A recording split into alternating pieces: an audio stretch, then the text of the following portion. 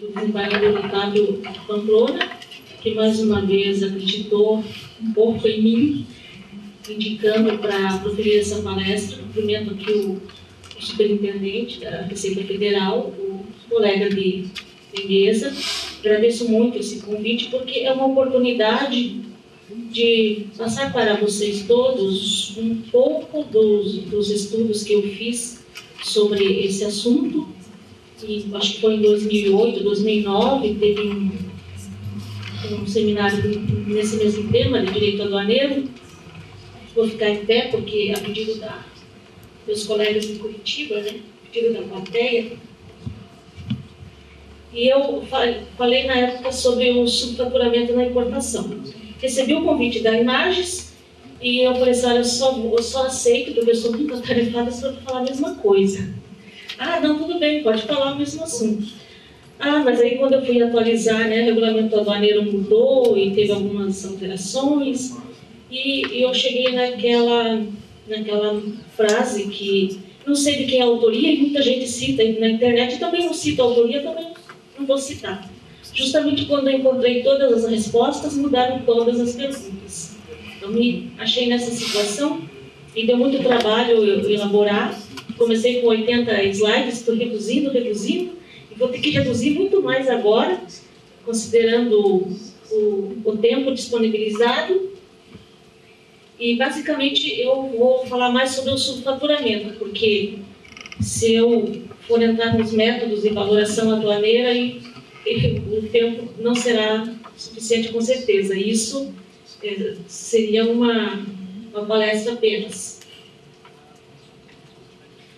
Basicamente, eu vou falar assim, sobre o controle de preço nas importações, um pouquinho só para poder adentrar na questão do subfaturamento, a falsidade ideológica e material, e quais são os fundamentos para a aplicação da pena de perdimento, ou fundamentos para a aplicação da pena de multa, sobre a nossa jurisprudência, e as consequências aí de se reconhecer, por exemplo, que o subfaturamento seja a aplicação da pena de multa.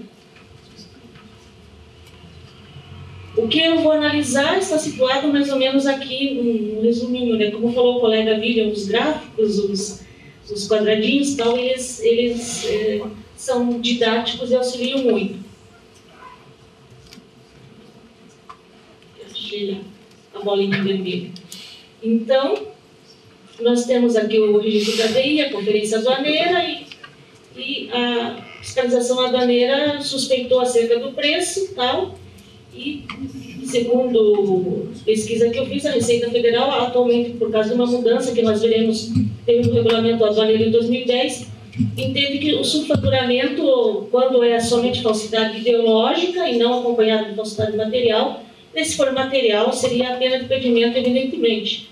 Encaminha para o canal cinza, instaura o procedimento especial e depois o processo administrativo para a aplicação da pena de perdimento. E aqui nós teríamos outro caminho que resultaria na pena de multa. Seria fazer a valoração, processo administrativo com uma diferença de tributos e multa, tal, de acordo com esses dispositivos. Aqui uma breve introdução, né, acerca do controle de preço das importações. Não se preocupe que eu não vou falar especificamente de cada um deles, a não ser sobre a questão aqui do valor aduaneiro. O preço praticado nas importações tem várias repercussões em momentos distintos, em várias fases, né? Temos a questão do fechamento de câmbio, que envolve a normatização do Banco Central, o licenciamento de importação, não automático, que incumbe ao DSEX, aqui o valor aduaneiro apurado pela Receita Federal e o preço de transferência e os direitos antidumping. Até aqui no preço de transferência, eu perguntei com um auditor fiscal em Curitiba para me explicar melhor o que era o tal do preço de transferência. Ele falou, isso aí é o cão chupando manga. Falei, então, ó, se você está dizendo isso, que é auditor, imagina eu. E é importante essa pequena diferenciação didática pelo seguinte, porque o judiciário é um grande problema da questão da especialização, do conhecimento dessa área do direito aduaneiro e do comércio exterior. já vi decisão do STJ, num caso que no licenciamento não automático, que o DSEX exigiu que se comprovasse que aquele preço lá era o real e estava muito abaixo, né, do praticado no comércio internacional, ou como dizem os advogados, o DSEX tem uma pauta de preços mínimos. E na decisão do STJ, ele confundiu as atribuições do DSEX com as atribuições do DECOM, que é responsável pelas medidas antidumping. Ou seja, toda a fundamentação do STJ foi no sentido de que precisava de processo administrativo para apurar a margem de dumping e tal. Mas não, esse controle prévio do DSEX ali era no licenciamento não automático.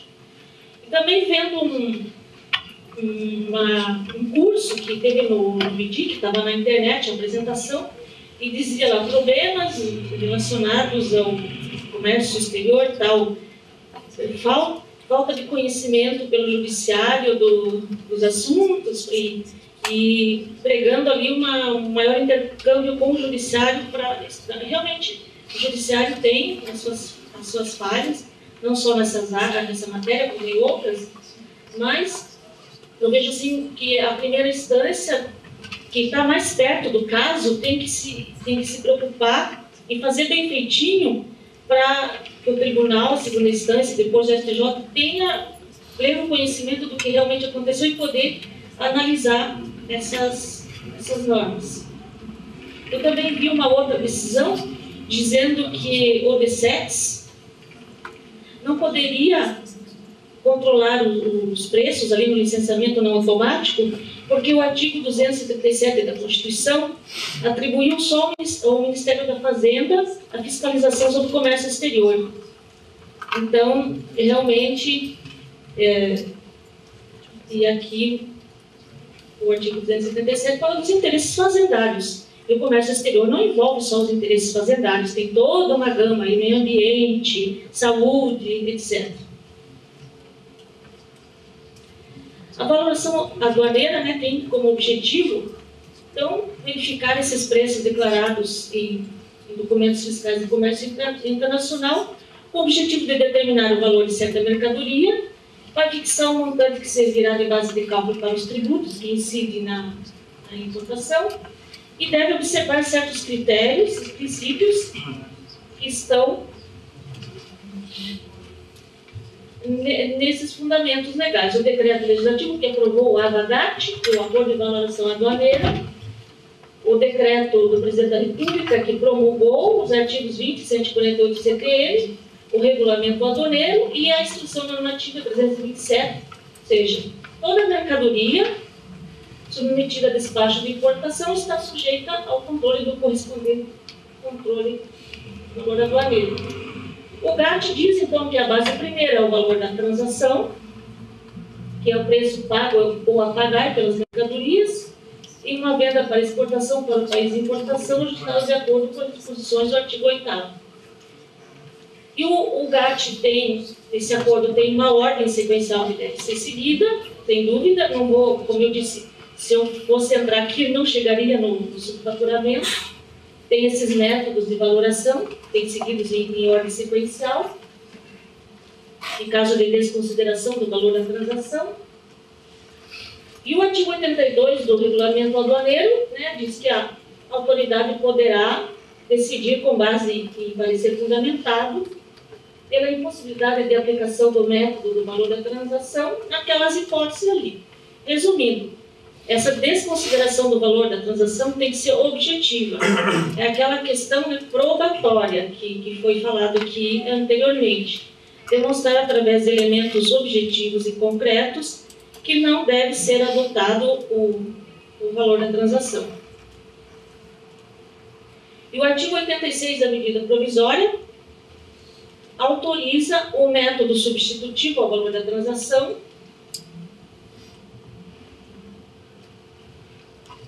quando não forem apresentadas as informações, os documentos necessários que dê para verificar realmente que o preço ali, o preço praticado, efetivamente, né, não está em desacordo com o valor adequado. O artigo 70 da Lei 10.833 fala no mesmo sentido, né, autorizando a aplicação do método substitutivo. Uma jurisprudência do tribunal, né, juiz convocado, o doutor Marcos, está aqui, ó. Cadê a Cristina? Esqueceu da foto, de baixar a foto do Facebook, cadê ela? Então, em caso de desconsideração do valor da transação como base de cálculo, a autoridade deverá fazer de forma fundamentada, com base em parecer fundamentado nos termos do artigo 82 do decreto. Até eu li na internet a Receita Federal preocupada em fazer um órgão próprio, específico para essa valoração, porque é muito difícil, tem elementos técnicos e às vezes é difícil de comprovar a fraude, aquele valor, etc., né? E o artigo 88 da medida provisória, que falaremos mais especificamente depois, fala em arbitramento. Para quem conhece o Rosaldo Trevisan, eu conversei com ele sobre o assunto, ele falou que, na verdade, o arbitramento é um termo correto, porque a medida provisória ela traça critérios, inclusive baseados no acordo de valoração aduaneira, para fazer esse arbitramento. Esses são os critérios. Podem ver que ali cita o artigo 7º do CAT. E mediante laudo expedido por entidade técnica especializada. A Receita Federal tem uma instrução normativa disciplinando essa questão de ser feita a valoração conforme baseada em laudo técnico.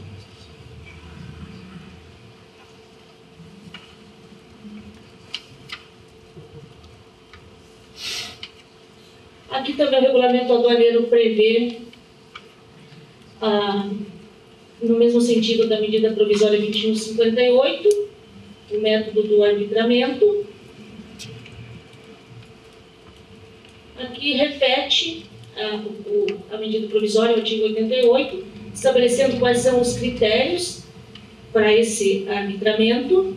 O arbitramento dá a ideia de ser arbitrário, né? Mas não é, na verdade, arbitrário. Tem todos esses critérios também que devem ser seguidos. Nós entramos aqui nas fraudes no comércio exterior, que basicamente, né, introdução clandestina, o subfaturamento, a falsa declaração de conteúdo, a interposição fraudulenta e outras fraudes. O subfaturamento, então, nós entramos nessa seara muito complicada, já deu debate pela manhã, agradeço pela antecipação do tema, desembargador. E isso revela, né, a grande discussão sobre esse assunto.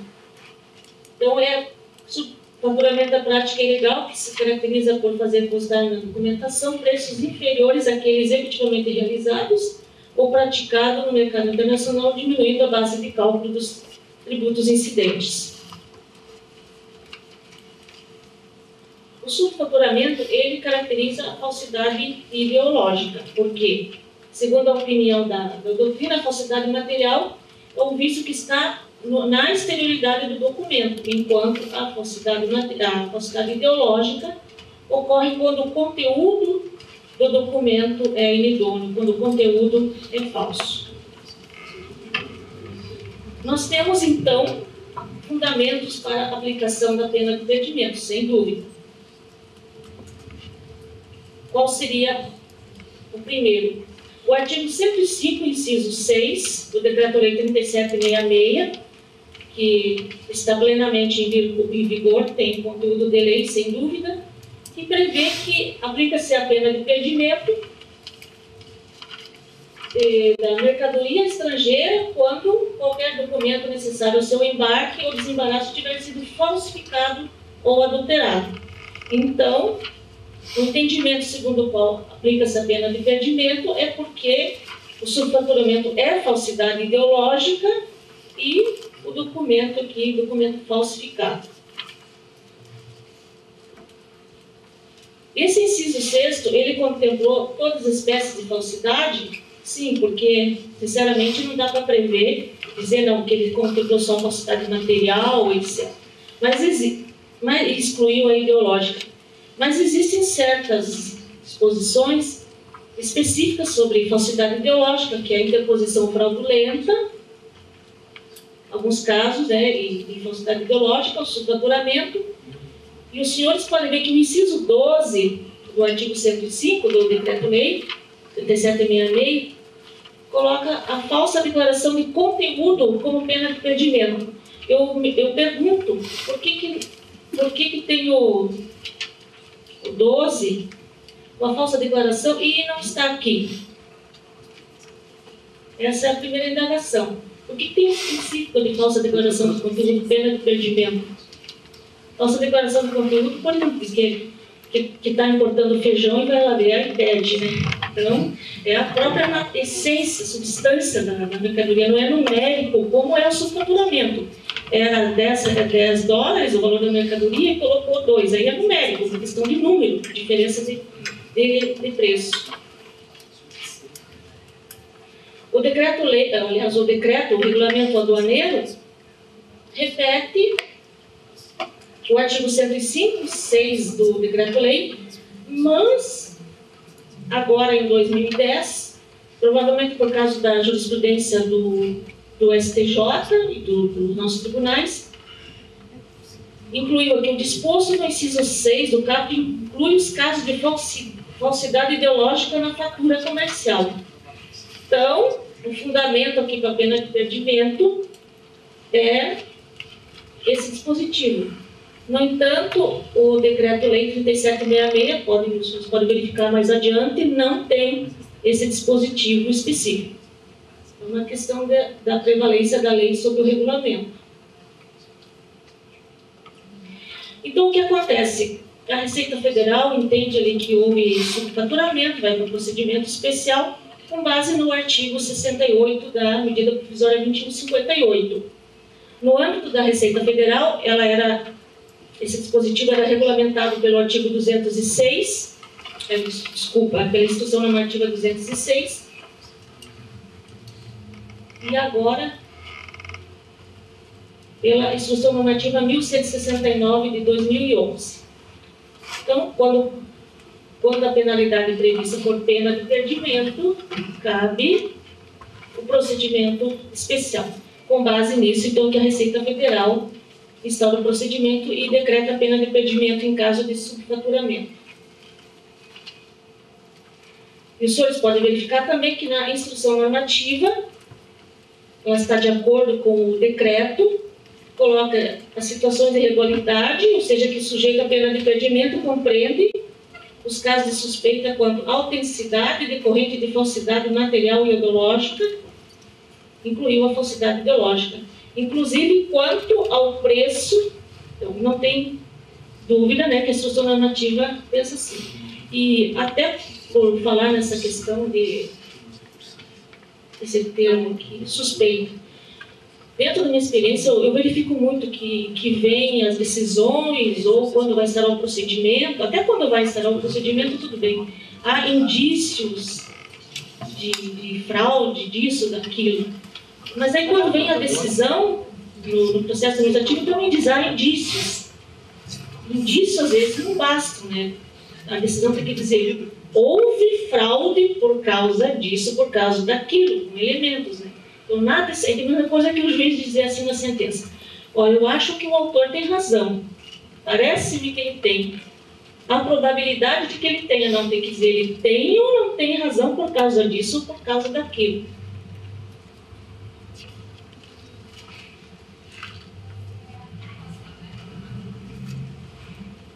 Gostaram de balãozinho? Sumiu. E a instrução normativa 327, que ela disciplina o procedimento de valoração aduaneira, ela exclui, né, a valoração em caso de elemento indiciário, de novo indiciário, indício, de fraude, sonegação, dolo envolvendo o valor aduaneiro declarado, ou seja, manda que se instaure o procedimento especial. Aqui nós vamos ver agora os fundamentos para a aplicação da pena de multa. Quanto time eu tenho? Só isso. Então, fundamentos para a aplicação de pena de multa. O artigo 88 da medida provisória, então, no caso de fraude, sonegação ou conluio. Antes de prosseguir, eu perguntaria: falsidade ideológica e subfaturamento? A fraude? A fraude? Então, depois a gente vai... Em que não seja possível a apuração do preço do bem praticado. Aqui há uma certa incongruência na redação, porque parece, à primeira vista, né, em princípio, que no caso só quando não seja possível apurar e associado à fraude. Não, pode ter fraude e foi possível apurar o preço praticado, né? Teve tanto numa hipótese quanto na outra. Então, será determinado mediante arbitramento do preço da mercadoria, de acordo com os critérios que nós vimos anteriormente. E o parágrafo único diz: aplique-se a multa de 100% sobre a diferença entre o preço declarado e o efetivamente praticado. Então, aqui, ele vem a corrigir o problema que tinha lá no caput, que falou em que não seja possível apurar. Então, aqui foi possível fazer sem o arbitramento. E entre o preço declarado e o preço arbitrado, então, multa de 100% sem prejuízo da multa de ofício prevista no artigo 44 da Lei 9430 de 96. O regulamento aduaneiro, mais ou menos no mesmo sentido, né, fala da aplicação da multa de 100% sobre a diferença, sem prejuízo dos tributos, tal.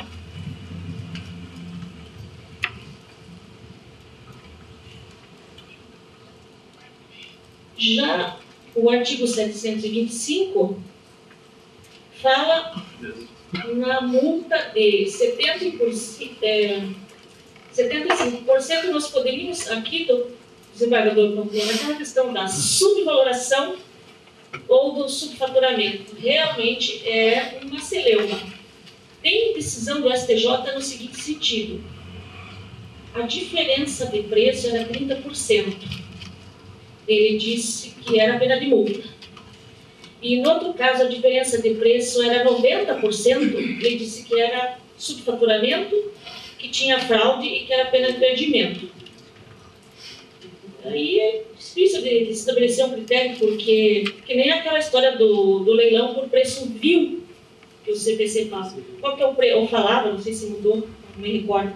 Qual que é a porcentagem desse preço vil? 30%, 40%, 50% do valor do bem? Aí a jurisprudência que ficou para resolver isso. E aqui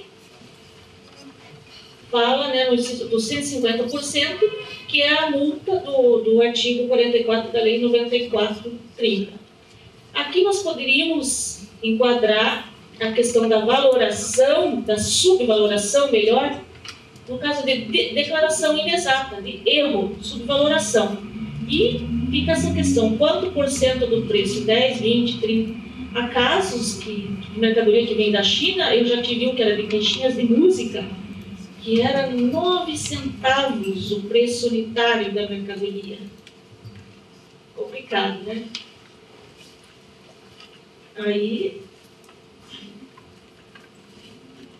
Então, eu pergunto aqui, o artigo 689, para o terceiro A, é aquele que diz... Aproveita, Cristina, para tirar foto no Facebook, tá? É aquele que diz que a falsidade ideológica se inclui no inciso 6º lá, que é documento falsificado. Será que não entra em contradição com os 703 e 725? O subfaturamento, que é falsidade ideológica, não pressupõe sonegação e fraude? Então, o 703, ou seja, parece que há uma contradição. E o 703 fala para aplicar a multa e parece que eles não se conversam muito, esses dispositivos. Aqui é a mesma coisa, fala em pena de multa quando o preço for arbitrado. E os senhores se recordem que para o preço ser arbitrado, está escrito lá, no caso de fraude, sonegação ou conluio. Eu acho assim que o erro está na lei. O subfaturamento, por exemplo, nessas hipóteses, é 10% do valor da mercadoria, a pena de multa pode ser desproporcional, não atentaria para o princípio da proporcionalidade, mas foi o legislador que escolheu isso. Então, o erro está na legislação, de se mudar esse artigo 88 da medida provisória, e não só ele, como nós vamos ver aqui. O Decreto-Lei 3766 traz outro problema, tem mais perguntas. A gente pode até achar resposta para alguma coisa, mas surgem mais perguntas ainda. Será que ele teria sido derrogado pelo artigo, principalmente o parágrafo único, pelo artigo 88 da medida provisória, e também pelo artigo 44 da 9430 da 96? Desembargador do Antônio, isso ficará para vocês decidirem no tribunal. Então, diz que se aplica a multa de 50% da diferença de imposto apurada em razão de declaração indevida de mercadoria ou atribuição de valor ou quantidade diferente do real. Na minha opinião, aqui nós temos uma subvaloração, mas tem os seus limites. Quando a diferença do imposto for superior a 10%, quanto ao preço e tal, certo. E o parágrafo único, ele está um pouco em consonância com o artigo 88 da medida provisória, artigo 58. Por que um pouco? Porque, como nos disse o 5 minutos, nos disse hoje de manhã, o painelista, lá no artigo 88 da medida provisória fala em a multa incidirá sobre a diferença de preço. E aqui será de 100% a multa relativa à falsa declaração correspondente ao valor. Então, aqui, falsa declaração. E os senhores vejam, falsa declaração. Falsa declaração é falsidade ideológica, é subfaturamento. Eu vou correr aqui que nem narrador de corrida de cavalo. E o 169, parágrafo 5º do Decreto-Lei 3766, constitui infração administrativa ao controle das importações subfaturar, é o nosso caso, o preço ou valor, pena, multa de 100% da diferença. É complicado, tem que conjugar o artigo 88 da medida provisória e ver o que vai prevalecer, a questão do princípio da especialidade, da lei no tempo, para saber realmente qual dispositivo vai aplicar. E o artigo 44 da lei 9430 complica um pouquinho mais, porque aqui prevê uma multa de 75% no caso de declaração inexata, ou seja, seria talvez aqui a hipótese da subvaloração.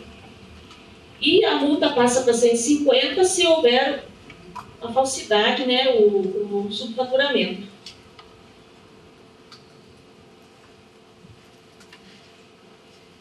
Aqui nós já vimos, teve um dispositivo. Aqui também, multa de 50% ou de 75%.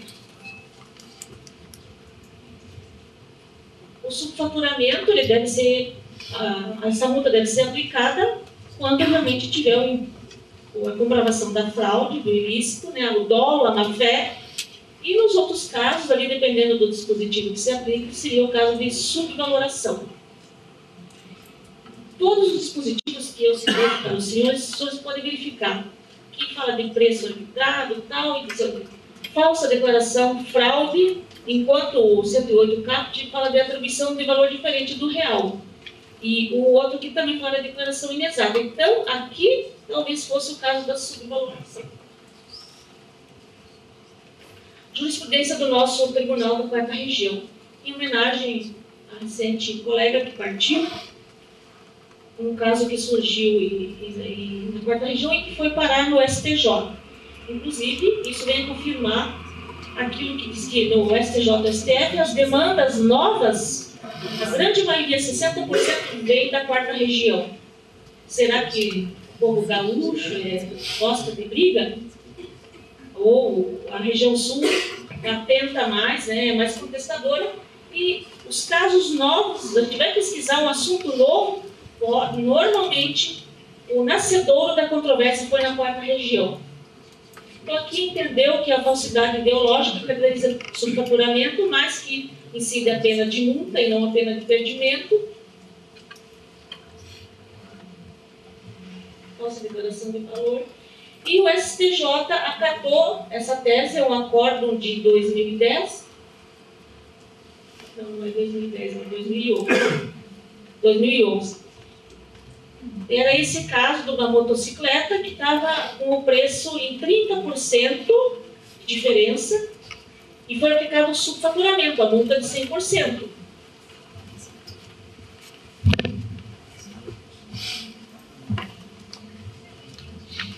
Mas o acordo do STJ tem algumas incongruências, por exemplo, fundamentou no princípio da proporcionalidade. Para subfaturamento, pena de multa ou pena de perdimento, não é uma questão de proporcionalidade, é uma questão do princípio da especialidade. Qual norma que será aplicada no caso? E no acordo também confundiu falsa declaração de conteúdo com o valor, a atribuição de valor diferente do real. Nós temos várias ações judiciais em que normalmente afasta-se a aplicação da pena de perdimento, ressalvando-se a Receita Federal, a aplicação da multa e diferença de tributos. E eu tenho um caso lá em Curitiba que foi feito isso e daí caberia a pena de multa. Agora, depois que transitou em julgado, a empresa entrou com outra ação para discutir a pena de multa. Então, duas ações. Eu disse, ainda bem que caiu o substituto, né, o processo. Aí eu falei, brinquei com ele, que devia ter decretado o perdimento aí de uma vez e ia ter outra ação. E normalmente o importador, o interessado, entra com mandado de segurança.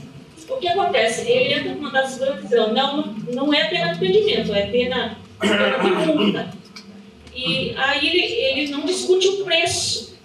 Ele é o princípio, eu não sei qual que é o princípio lá do processo civil, que tem que deduzir tudo, o deduzido e o dedutível, ele não impugna o preço. Aí transitou em julgado, fica o preço que a Receita Federal, no mandado de segurança, fica o preço que foi apurado. Vem querer discutir de novo ali, teve a oportunidade ali, não discutiu o preço. Em ação ordinária, daí já pode produzir, inclusive, prova pericial para demonstrar que aquele preço está errado. Vai ser uma questão aí de qual vai ser a diferença de tributos. Outra questão, aqui é a prestação de garantia. Eu só queria ressaltar o seguinte, mais 5 minutinhos só. Que o tribunal, não só o nosso tribunal, como o STJ, no Brasil inteiro, tem aplicado a súmula 323, que não se pode utilizar, ou seja, a consequência é a seguinte, se eu aplico a pena, se eu não concordo com a pena de perdimento, é a pena de multa, então vai ter a pena de multa, a diferença de tributos e razão do subfaturamento. Aí libera ou não, sem exigir que recolha isso ou sem prestar garantia. O artigo 51 do Decreto-Lei 3766, que tem conteúdo de lei, sem dúvida, fala o seguinte, se no curso da conferência aduaneira, aquele dispositivo que foi citado de manhã do regulamento aduaneiro, nada mais faz do que repetir a lei aqui. Ó. Se no curso da conferência aduaneira houver exigência fiscal na forma desse artigo, a mercadoria poderá ser desembaraçada, desde que, na forma do regulamento, os senhores viram que estava no regulamento aduaneiro, sejam adotadas as indispensáveis cautelas fiscais. Então, a exigência de garantia para ser desembaraçada está prevista em lei.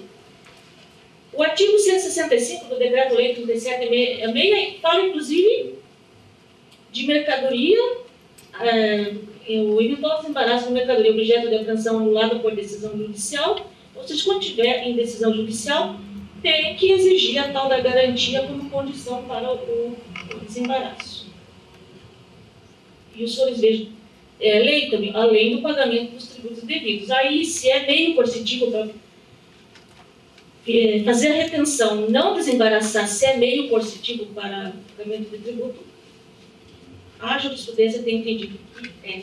Só que está previsto em lei. Esse decreto-lei também tem uma hipótese de exigência de garantia do objeto de litígios fiscais.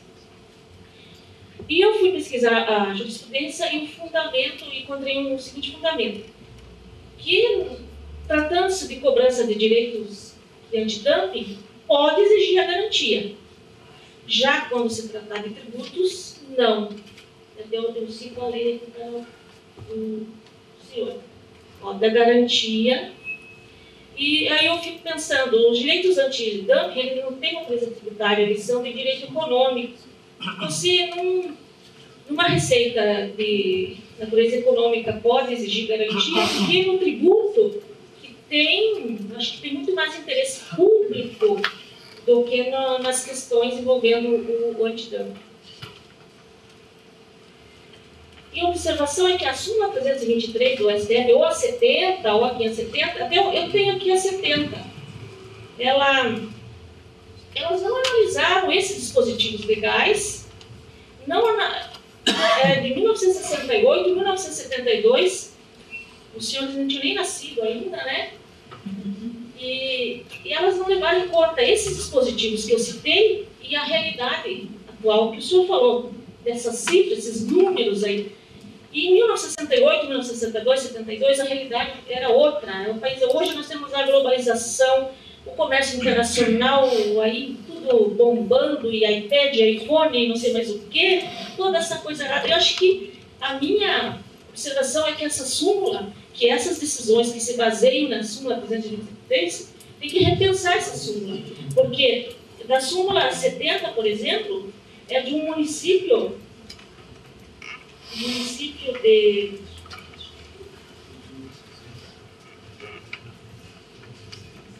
O município que criou um andar de segurança, porque o município tinha criado uma taxa ilegal e daí houve a apreensão da mercadoria.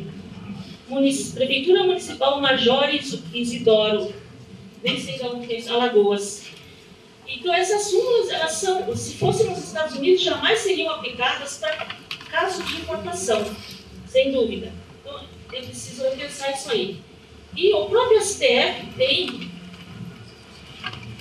um precedente de 96, que é a situação específica do desembaraço aduaneiro, dizendo que é permitido que se interrompa o procedimento até a quitação de incidentes. Ou seja, mas pode discutir, sem dúvida, a lavrada ou a documentação pode discutir, mas presta garantia. Porque nós sabemos que na importação, assim, depois que entrou, se dilui pelo país e nunca mais, já Elvis, né? Nunca mais vão conseguir cobrar aqueles tributos. E aqui um pedacinho do voto do ministro Ilmar Galvão, e agora na painel de manhã, acho que o colega William mostrou aquela ADI, e fala assim, quando se tratar de poder de polícia, tal, que pode fazer a retenção e exigir a garantia. O Tribunal da Quarta Região tem prós e contras, né? Mas a maioria é que se aplica a súmula 323. Claro que na hipótese de que está sujeito à pena de perdimento, não tem, né, não tem que se discutir essa questão.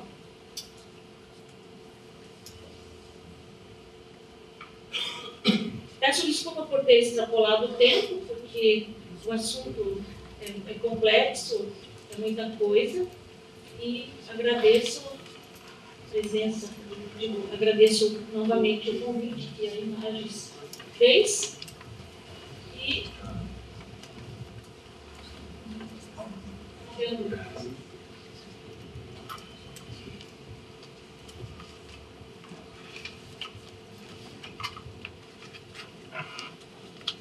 ficou a mensagem do final. Então, muito obrigada pela atenção de todos vocês.